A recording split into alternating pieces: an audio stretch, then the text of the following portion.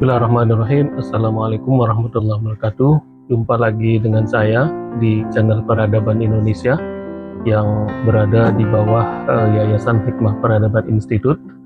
Pada kali ini saya akan melanjutkan kajian filsafat bahasa yang pada edisi sebelumnya saya sudah menyampaikan cukup panjang dan lebar tentang kajian filsafat bahasa yang sifatnya mendasar sekali ya. Nah, pada kali ini saya akan melanjutkan tentunya dengan kajian berikutnya pada tema objek kajian dari filsafat bahasa. Nah, sebelum saya menyampaikan secara rinci apa-apa saja yang menjadi objek kajian filsafat bahasa di sini, perlu saya sampaikan adalah bahwa objek kajian filsafat dahulu ya. Kenapa? Karena agar kita semuanya mendapatkan gambaran dan mendapatkan wawasan bahwa ternyata dari kajian kefilsafatan itu memiliki beberapa objek yang sangat dominan dan sangat mendasar sekali ya, dari sejak dahulu bahkan hingga saat ini. Nah, kira-kira apa saja ya yang menjadi objek kajian dunia filsafat? Nah, yang menjadi objek kajian filsafat itu biasanya pembahasan tentang alam, tentang kehidupan, ya, tentang Tuhan atau hal-hal yang sifatnya abstrak, lalu kemudian diri manusia, ya, berikut dengan kehidupannya. Nah, itu biasanya yang menjadi objek kajian filsafat, sehingga wajar ya kalau kita membahas dalam dunia filsafat itu kajiannya adalah kajian yang ya cukup berat ya, karena yang dijadikan objek adalah tentang alam semesta ya, tentang kehidupan ini ya, bahkan tentang diri zat Tuhan misalnya ya, yang sifatnya memang abstrak dan sifatnya memang sangat absolut sekali ya, dan juga tentang bagaimana diri manusia itu sendiri. Nah, tentunya diri manusia itu adalah satu makhluk yang sangat kompleks ya dibanding dengan makhluk-makhluk hidup yang lainnya.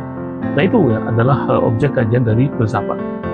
Lalu kemudian yang berikutnya adalah apa saja yang menjadi objek kajian dari bahasa ya, sebelum nanti saya lanjutkan tentang objek kajian filsafat bahasa. Nah, dalam beberapa literasi dan beberapa buku yang saya temui disebutkan bahwa objek dari kajian bahasa itu sendiri mencakup tentang struktur ya, tentang makna ya, tentang fungsi bahasa ya, bagaimana aspek analisisnya, aspek penjelasnya, aspek untuk menghindar dari ambiguitas ya. Nah, itu adalah objek dari kajian bahasa. Nah, tentunya kalau kita ingin mengatakan apa saja dari objek kajian filsafat bahasa adalah gabungan dari keduanya ya, sehingga kita akan mampu memahami hubungan antara bahasa, pemikiran, dan realitas ya secara baik dan benar. Nah, itu yang ingin saya jadikan prolog ya, sebagai pembuka atau pendahuluan bahwa objek kajian filsafat, objek kajian bahasa, dan objek kajian filsafat bahasa. Lalu kemudian apa itu objek kajian dalam filsafat bahasa? Di sini mungkin perlu saya tambahkan adalah bahwa itu adalah bentuk kajian yang membahas tentang hakikat bahasa dari perspektif filosofis. Lalu kemudian mengapa objek kajian ini dianggap penting? Nah, ini perlu saya tandaskan di sini adalah itu untuk menentukan batasan dan ruang lingkup studi filsafat bahasa ya, sehingga kita mampu memahami bagaimana bahasa itu berinteraksi dengan pemikiran dan realitas.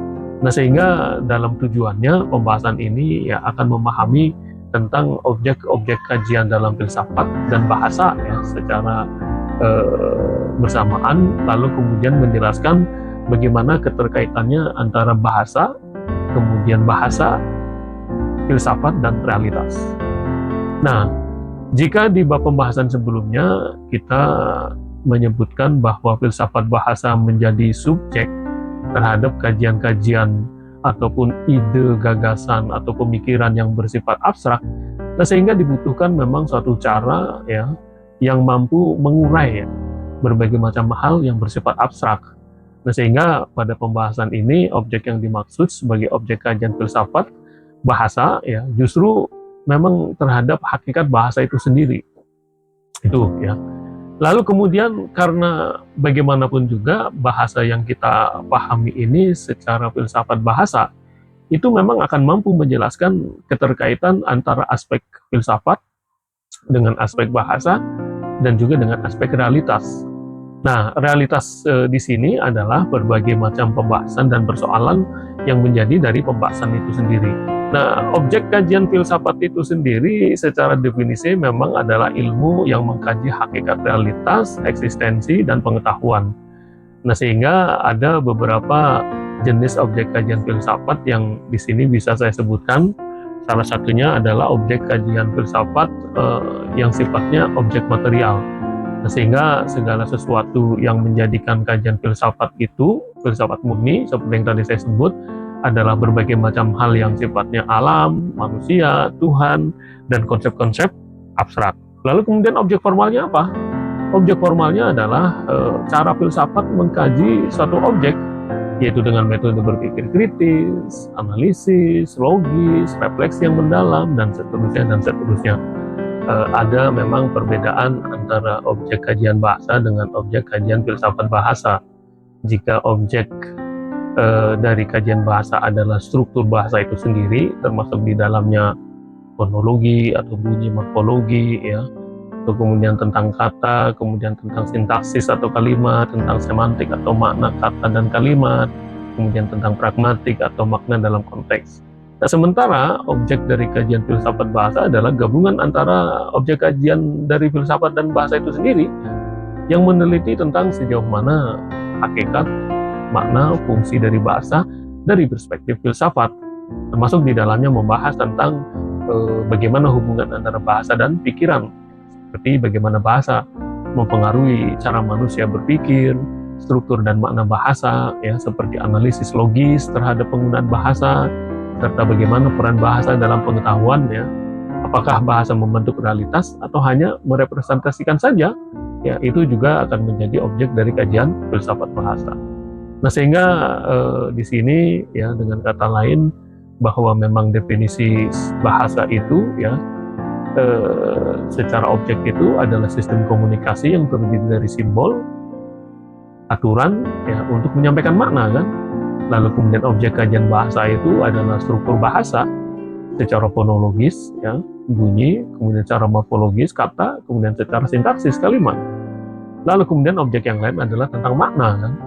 Bagaimana semantik, ya, dunia makna kata dan kalimat, kemudian tentang pragmatik, makna dalam konteks. Lalu kemudian fungsi bahasa itu sendiri, ya, bagaimana ekspresi, komunikasi, kemudian berpikir dan identitas sosial. Lalu kemudian objek yang lainnya adalah bagaimana pendekatan dalam kajian bahasa itu yang sifatnya strukturalisme, ya, bahwa bahasa itu sebagai sistem tanda, ya, yang kita kenal tokohnya seperti Ferdinand de Saussure, ya, Roland Barthes, ya, dan lain sebagainya. Kemudian juga yang lainnya tentang fungsionalisme, ya, bagaimana peran bahasa dalam masyarakat. Nah, lalu kemudian secara objek kajian filsafat bahasa itu seperti yang tadi saya singgung, gabungan antara objek kajian filsafat dan bahasa, ya, untuk meneliti sejauh mana hakikat, ya, ontologisnya, makna, lalu kemudian fungsi bahasa dari perspektif filsafat. Nah, sehingga dalam hal ini, ya, gabungan antara dua aspek ini, fokus kajiannya adalah hubungan antara bahasa dan pikiran, ya, bagaimana bahasa mempengaruhi cara manusia berpikir. Nah, itu yang menjadi concern dari objek kajian filsafat bahasa. Lalu kemudian tentang struktur dan makna bahasa. Nah, ini kan bagaimana menganalisis secara logis, kan, terhadap penggunaan bahasa. Nah, itu pembahasannya nanti akan lain lagi. Lalu kemudian tentang peran bahasa dalam pengetahuan, ya, sejauh mana bahasa itu akan mampu membentuk realitas atau hanya sekedar merepresentasikannya saja, ya. Nah, itu adalah tema pembahasan kali ini, ya, objek kajian dari filsafat bahasa. Mudah-mudahan ini bisa dipahami dan dimengerti, dan nanti kita akan lanjutkan dalam pembahasan berikutnya tentang sejarah perkembangan dari filsafat bahasa. Nah, mungkin sebelum membahas lebih jauh tentang sejarah perkembangan filsafat bahasa itu sendiri, yang bisa saya simpulkan itu menjadi 3 pokok perkembangan yang besar, ya, bagaimana sejarah perkembangan filsafat itu sendiri adalah bagian dari sejarah perkembangan filsafat bahasa, atau dengan kata lain bahwa perkembangan filsafat bahasa adalah bagian dari perkembangan filsafat itu sendiri. Kenapa? Karena memang para filosof, baik itu di zaman Yunani maupun di zaman era keemasan Islam hingga sampai ke abad pertengahan di Eropa dan abad modern hingga munculnya filsafat bahasa, ya yang dibahas oleh mereka para filosof itu adalah sebagiannya adalah kajian bahasa. Nah, sehingga kalau dikatakan atau ditanyakan apakah itu bagian dari kajian filsafat? Iya, karena memang pembahasan bahasa adalah salah satu tema atau pembahasan yang juga dibahas oleh mereka para filosof. Nah, secara garis besarnya di sini saya ingin mengatakan dan ingin menggarisbawahi bahwa secara garis besarnya memang sejarah perkembangan filsafat bahasa itu secara sederhana memang dahulu dari zaman Yunani atau zaman klasik itu adalah bahwa bahasa digunakan sebagai alat atau media komunikasi antar manusia satu dengan manusia yang lain, tidak kurang dan tidak lebih ya. Nah, lalu kemudian berkembang di zaman atau era setelahnya, kalau saya lihat secara literasi ya, itu sangat muncul dan sangat menonjol dominan itu pada zaman era peradaban Islam, di mana pada zaman itu terjadi satu gerakan pembaharuan atau lebih tepatnya lagi sih gerakan ilmu pengetahuan ya. Kenapa? Karena pada zaman era kebangkitan dunia Islam itu terjadi begitu besar penulisan-penulisan ilmu pengetahuan, lahirnya berbagai macam disiplin ilmu pengetahuan ya. Lalu begitu juga masifnya berbagai macam literasi Yunani, literasi India kuno, Mesir kuno, bahkan Cina kuno serta Persia kuno ya, Persia lama, itu banyak diterjemahkan ya oleh para ilmuwan-ilmuwan muslim, para ulama-ulama muslim, para kaum cendekiawan muslim ya, baik itu yang berada di Baitul Hikmah yang kita kenal ya di zaman era Bani Abbasiyah hingga sampai ke zaman Bani Umayyah, baik itu yang ada di Andalusia sana ataupun yang ada di Damaskus, Suriah ya, itu terus berjalan ya era ilmu pengetahuan ya yang dimotori oleh para ilmuwan dan para ulama. Kenapa? Karena memang dalam ajaran atau tradisi budaya Islam itu sendiri sangat mendukung sekali ya bagaimana perkembangan ilmu pengetahuan. Jadi secara garis besarnya memang itu sangat diwarnai oleh doktrin atau bentuk ajaran yang bersumberkan dari Al-Quran. Terlalu banyak ya contoh-contoh ayat Quran yang mengindikasikan untuk bagaimana berpikir menggunakan akal logika untuk menulis ya, untuk berpengetahuan, untuk menggunakan akal logika, dan banyak lagi ayat-ayat. Sehingga saya ingin mengatakan di sini kaitannya dengan sejarah perkembangan filsafat bahasa, walaupun mungkin belum banyak ditulis oleh para cendekiawan ataupun para ahli dan lain sebagainya, saya berani mengatakan di sini bahwa era bahasa itu sebagai alat berpikir ya justru dimulai pada zaman di mana dunia itu mulai melek ya, mulai tahu, mulai menemukan, mulai mencari, mulai meriset yang disebut dengan ilmu pengetahuan.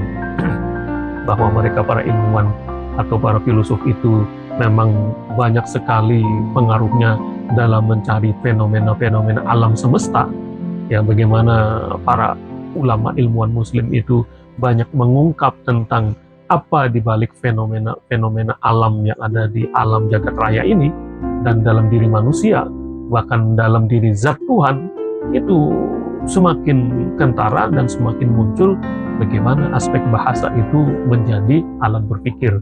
Maka tidak heran ya kalau dikatakan bahwa dalam dunia skup dunia Islam itu sendiri, perkembangan kebahasaan, dunia sastra, dunia linguistik dalam dunia Islam itu sangat pesat sekali kemajuannya.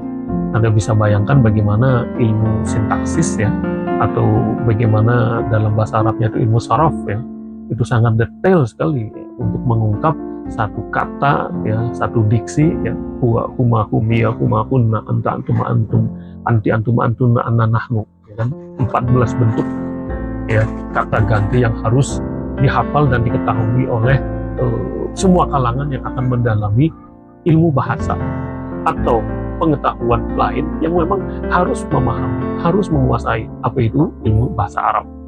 Nah, sebegitu jauhnya ya perkembangan bahwa bahasa di masa era Islam itulah yang akhirnya muncul menjadi bahwa bahasa itu sebagai metode berpikir, ya tidak hanya sebagai metode untuk berkomunikasi saja. Ya bagaimana ilmu lughah ya, mulai dari ma'ani, mulai dari balaghah, mulai dari arut ya, mulai dari banyak ya anak cabang dari ilmu bahasa dalam bahasa Arab. Nah, sehingga dapat saya katakan di sini memang dalam sejarahnya perkembangan filsafat bahasa itu juga tidak bisa dilepaskan dari perkembangan dari bahasa-bahasa tertentu yang ada di dunia ini. Lalu kemudian pada fase berikutnya, setelah fase perkembangan bahasa itu sebagai alat komunikasi dan sebagai alat untuk berpikir yang dapat dikatakan diawali ya, atau mungkin dapat dikatakan juga banyak dimunculkan oleh para ilmuwan-ilmuwan muslim, juga akhirnya di zaman era modern sekarang ini, era digital, era teknologi, itu bahasa memiliki posisi daya tawar yang lebih tinggi lagi. Tidak hanya sebagai alat berpikir ataupun alat komunikasi saja, tapi bahasa memiliki peran yang lebih jauh lagi ya, bagaimana bahasa itu memiliki fungsi meretas atau mengungkap atau menjadikan aplikasi berbagai macam ilmu pengetahuan, berbagai macam teknologi ya, berbagai macam ilmu ekonomi dan sebagainya, dengan melalui apa? Ya melalui yang kita kenal sekarang ini ya, mulai dari ChatGPT ya, Google Internet, atau mungkin bahkan googling map alamat, atau mungkin mencari pesanan yang lain, mengorder makanan, kemudian mencari satu lokasi tempat. Itu kita tidak lagi menanyakan kepada orang security, satpam, di mana tempatnya ini, lokasinya di mana, tidak. Tetapi apa? Bagaimana kita membuka aplikasi dengan menggunakan bahasa aplikasi, kan itu. Bagaimana kalau kita mendapatkan satu kesulitan untuk membeli sesuatu, mengorder sesuatu, apa yang kita cari? Ya, gadget, HP. Dengan menggunakan apa? Bahasa aplikasi. Ya, dengan GoFood lah, ya dengan Google Map lah, dengan ChatGPT yang lainnya untuk mencari data, informasi, atau bahkan menyusun makalah artikel. Ya. Nah, itu ya yang bisa saya sampaikan, bahwa memang dalam sejarahnya, baik itu objek kajian filsafat bahasa dan filsafat bahasa yang tadi saya sebut, itu juga memiliki keberlangsungan dan kelanjutan dengan sejarah dari perkembangan filsafat bahasa yang sangat beragam. Ya. Mudah-mudahan ini bermanfaat dan terima kasih. Assalamualaikum warahmatullahi wabarakatuh.